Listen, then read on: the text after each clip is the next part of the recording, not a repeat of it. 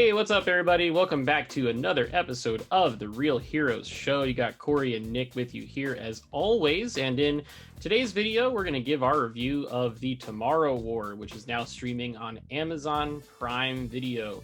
Big time spoilers. We're going to reveal the entire plot of this film and everything that happens in it. So if you haven't seen the movie, please pause this, go over to Amazon, check it out, come back and see us, and enjoy this review.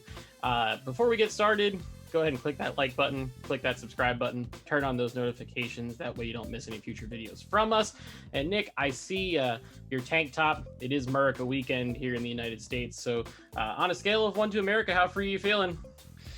Yeah, I'm feeling pretty free. You know, pretty free. My pretty free. My face is free from the facial hair. That is true. It'll be back in a week, so I like to enjoy it while it lasts. Yeah, I mean, you shaved your face. I got a clean shave on my head, so Hey. the top of my head is free of hair. It's just the bottom that I can't seem to keep under control. So It's all right though.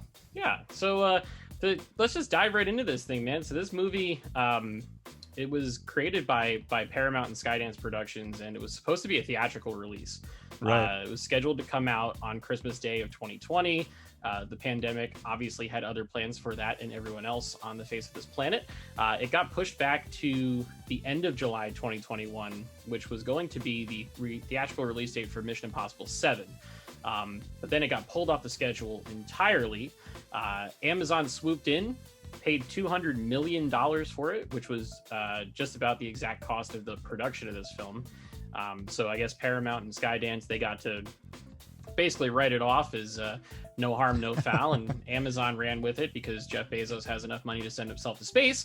And here we are. So the movie stars Chris Pratt, J.K. Simmons, and a handful of other folks, and is essentially about a war that is happening in the future. There's an alien attack that is killing off the entire human race, and through time travel, the folks from 30 years in the future come back to the year 2022. They recruit human beings to come fight in the war. There's a draft. Chris Pratt's character gets drafted. He goes off to the war, and chaos ensues. So, Nick, I haven't talked to you about this. I just finished watching the movie just a couple hours ago. I think you watched it last night. What are your thoughts on this one? I wasn't quite sure what to expect. I watched the trailer, obviously, before it came out, and to me, my initial thought was, it just seems like some sort of blockbuster summer action flick, right? I don't think it really had a high expectation. You know, for me, I didn't expect it to be groundbreaking or anything like that, but all I was hoping for was a fun time. I think we got a bit of a fun time. Obviously, it's not the best action movie that we've ever gotten. But what we did get, I think, was, you know, a little more of Chris Pratt. You know, obviously him being the main character. Right. I know someone would originally said it's just going to be Jurassic World, but in space and fighting aliens. And I'm with Chris Pratt. And I'm like, that's funny. I really hope it's not. I don't think he acted the same way. I think he was a little bit different. Get to see some more sides of his acting, which was nice. Him being a father, Right. A husband, but also just school teacher, right? Just trying to find his way in life and to do something meaningful, which is a real thing that I think a lot of us try to, you know, strive for and do. And we want to be a part of something, you know, great, or do something that someone hasn't done yet. So that's really, like, I want to say, like, the American dream per se, but it's just people want to do something with their lives, and he feels, and he comes so close with that phone call in the beginning of the movie. And I mean, obviously you kind of know going into it based on the guys on the phone, they're like, oh, we chose someone else, and he just is so defeated. And boy, we've all been there. Oh, absolutely. So there's a lot of, like, realistic comparatives and with his character, which I like, you know, and so it's not super sci-fi, you know, and we can't draw any connections. We can definitely draw a connection to it, especially from the family themes here. So I do like the fact that we've got to see some of that, and then we got to see some crazy time travel stuff. So time travel is always fascinating, whether it's Rick and Morty, Back to the Future, Endgame. Yeah. So again, we got to see a little bit of the same, little bit of a difference from what we're used to, maybe. But right. I thought the action was pretty good. Okay. Some of the effects I thought were pretty cool. When they were getting taken through the wormhole, I thought that was pretty cool. When they come through the wormhole and the bodies are just falling from the sky. Let the bodies hit the floor. Let the bodies hit the floor. Power Man 5000. Yeah. When I was watching with our buddy Austin, and as it's happening, we're both like, holy crap. You got bodies just hitting the side of the buildings, just dying on instant, missing the building entirely. Chris Pratt comes about yay close to hitting the side of the pool, and you got bodies falling on top of each other in the pool. And I was gonna say somebody crashes into him in the swimming pool, right? Yeah. So it's some chaos ensues, and obviously I think the design of these alien creatures were pretty unique.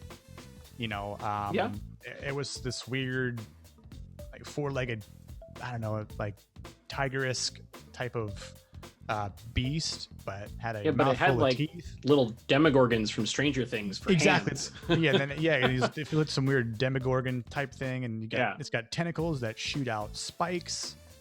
They call them the white spikes because they're all white and they shoot out spikes. Okay, I mean, clever enough, but they're pretty aggressive and lethal. Yeah, they weren't very nice, and they didn't care to reason with people.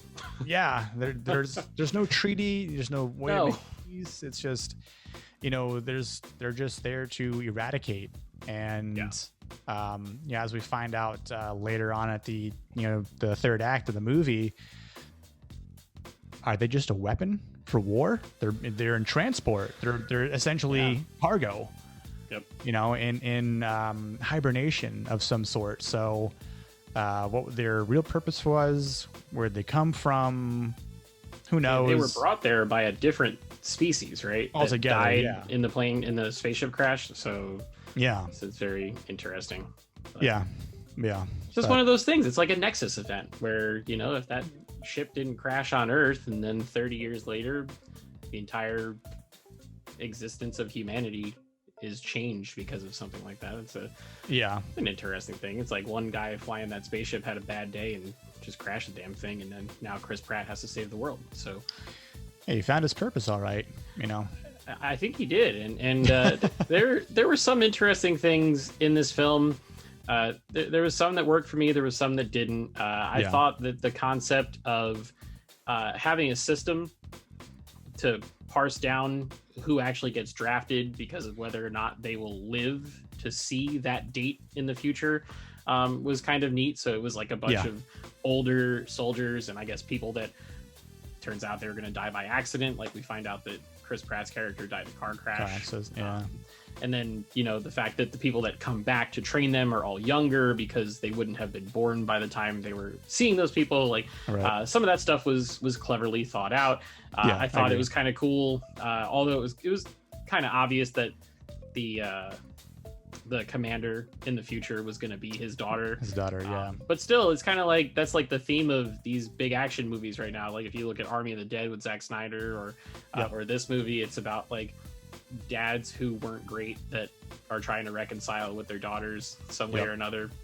Seems like the in vogue way to put some emotion behind all of that spectacle, because there is a lot of spectacle in this film. I thought it was interesting though, because this isn't one that is in theaters and also on a streaming service. It went straight to a streaming service, but it had a $200 million budget, so it looked the part. It had CGI that didn't look janky.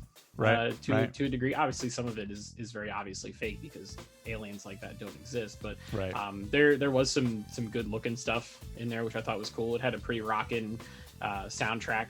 I really liked the score. I really liked the score. The music was good.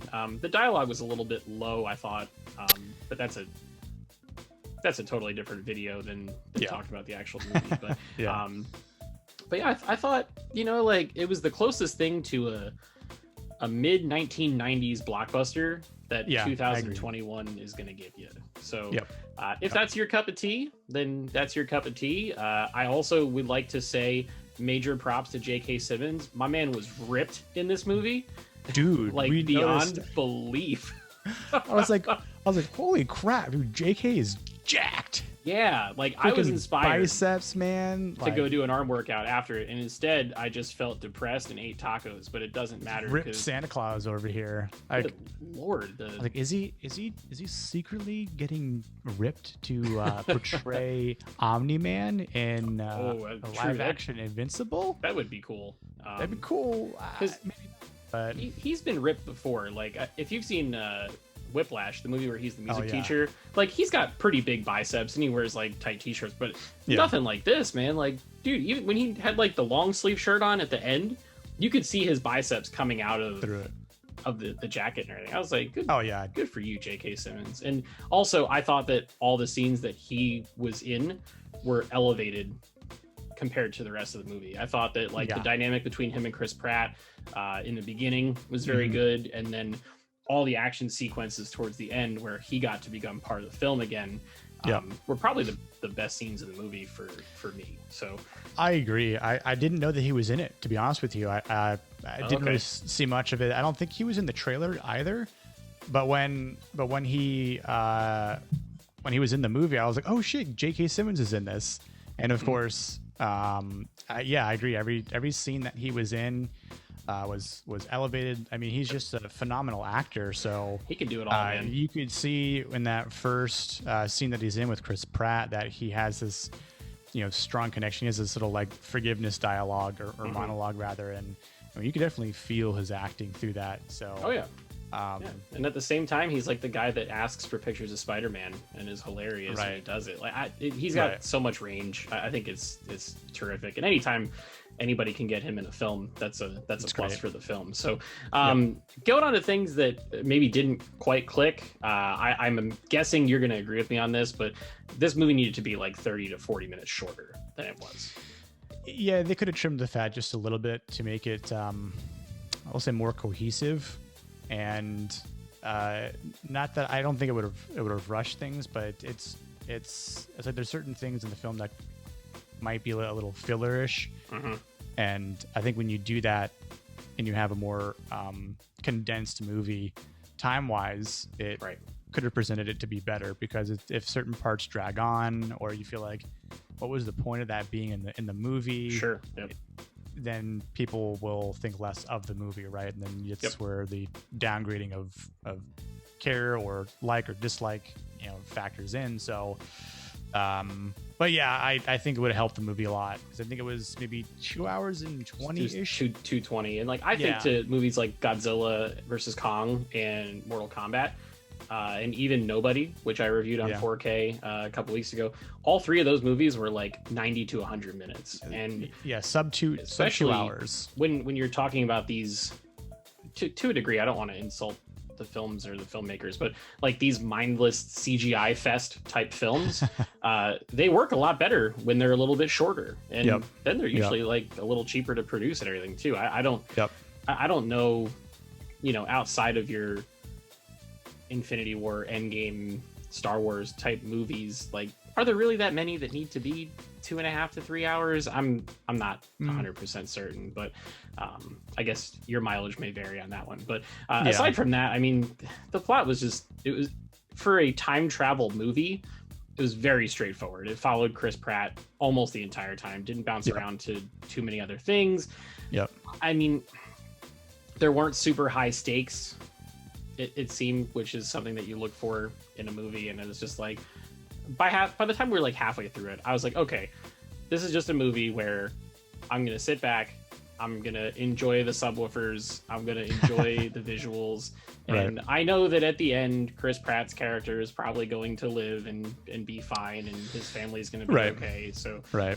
let's not try to overanalyze and think through this too much. It's a popcorn movie that was supposed to come out at first during Christmas, right. second time during the summer, which are the two big, CGI fest times that we've got. So I don't know if there's anything else that didn't work for you, but those were the main things that just didn't click for me. Yeah, I agree. I at some point I was like, man, this movie's been going on for a while. And it was late when I watched it last night, but even then, I think if you make it an hour, 45-minute movie, which again trims off about 40 minutes of it, it's more, maybe a little bit more enjoyable to watch. It certainly takes less time to watch it, so you kind of can enjoy it a little bit more. And I think, like you said, those are two redeemable qualities and great things going for Mortal Kombat and Godzilla vs. Kong. Yeah. So, I think it would have been cool if they would have done a shorter version, but then also say, we have like some deleted scenes. If you want to watch the deleted scenes as extras for maybe a director's cut down the road. Exactly. Something so, like that. I think something like that would have maybe been a little bit more conducive to the overall movie. But yeah, I think that's especially important with a movie that you're putting on a streaming service too. Yes. Like, if you're gonna get somebody to dedicate their time to drive to a movie theater and sit, if it's 2 hours and 15 minutes or 2 hours and 30 minutes, chances are, unless they like really have to go to the bathroom, somebody's not gonna like get out of their chair and just leave and forget about the rest of the movie. Right. Whereas with something like this, once you get to like that 2 hour mark and it doesn't seem like we're close to the finish line, when you're at home, the tendency to take your phone out is going to be higher. Oh yeah. Get up and go get something to eat, go to the bathroom, just fart around the house or whatever, and then I guess I'll go finish that movie. Like, to me, that's not the way the filmmakers. Right, exactly. That's not the way the filmmakers intend a movie like that to be seen. But again, this was one that was supposed to be seen in theaters and ended up going to the home. So I don't think we'll see too many more of those.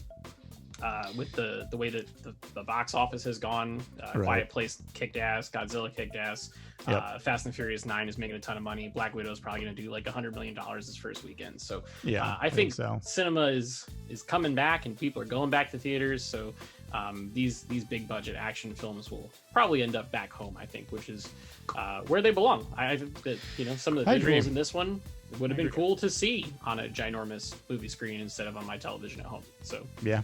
Out of 10, what are you thinking for this one? Well, you're going there, aren't you? I know where you're going with this. Before I saw the movie, I saw a couple people's scores. The first one that was shown to me through a friend who knew I was going to watch it, pointed out saying IGN gave it a 3 out of 10. Yeah. And I thought, holy crap, it can't be that bad. I don't think Chris Pratt would have put himself in a movie with a bad script. Not only that, he's an executive producer on this movie, so it's not so just the lead actor. Some stakes in this. Yeah, right. And again, I don't think about some of the people that are in it, like J.K. Simmons especially. I don't really think he decides to join ludicrous movies or anything like that. Same thing with maybe Yvonne Strahovski, but I would say I think I would say it deserves somewhere between like a 6 to 7 out of 10. Okay. In my book. Again, it's not crushing, the action industry. It's a fun sci-fi flick that you get to watch for free, well, semi-free through Amazon Prime. So, for the sake of that, and everything else that goes into it, the actors, the story, the time travel, the score, cinematography, effects, CGI, blah blah blah, I think it deserves at least a 6. Okay. In my book. So what do you think? I was gonna say probably a 5 or a 5.5. Just because of the fact that fair. it is about as by the book as a sci-fi action movie is ever going to be. I feel like if I spent money to go see it at a theater, I might be a little more upset, but I didn't. I stayed home and watched it with my my membership that delivers some of my groceries sometimes. So not really that big of a deal. I don't regret watching it by any stretch of the imagination. I have seen some people, I've gotten text messages from folks and seen stuff on Twitter, people saying that it was awful and beyond bad. And I mean, it's not an Oscar winner, it's not, it's not Blade Runner, but it's fine. It's just fine. I think that's where it sits for me. Yeah, if people didn't like this movie, there's nothing really wrong with it. You know, I don't expect that. Like, I'm not going to defend the movie in any way, shape, or form. No, me either. Like, not wasting my breath on that. I don't think it was like there's definitely been worse action flicks, you know, recently and obviously in all of time. But I think again, it's you know I think it's at least double the score with that IGN gave it. So yeah. Well, then again, IGN gave episode 4 of Loki a 5 out of 10. And on this show, we deemed it the best episode of Marvel TV so far. And a lot of other people did too. So yeah, I don't know what everybody's got an opinion. That's fine. Exactly. Yep. But these aren't facts. They're just opinions and our thoughts on our review. So yeah. So you know. So there you have it, folks. A 5 or a 5.5 from me, and a 6 to 7 from Nick on this one. If you want to check this movie out, it is on Amazon Prime. It's free. It's in 4K HDR. If you've got the equipment for it, it's got a Dolby Atmos soundtrack, so it's the closest thing to bringing the cinema experience to your home, which is pretty cool. But tell us what you think. Leave us a comment below. Let us know. Is this movie a 3 out of 10 like IGN said, or is it closer to that 6 range like we came to? Yeah. Definitely leave us that comment and let us know. And if you'd like to support the channel, you can do so for free. All you have to do is just find that little like button, click that thumbs up, find that subscribe button, click on that, turn on those notifications, and share this video with your friends. We will have more content coming up for you this week. Episode 5 of Loki on Wednesday, episode 11 of The Bad Batch on Friday. So until next time, we'll see you guys in the next video. Peace.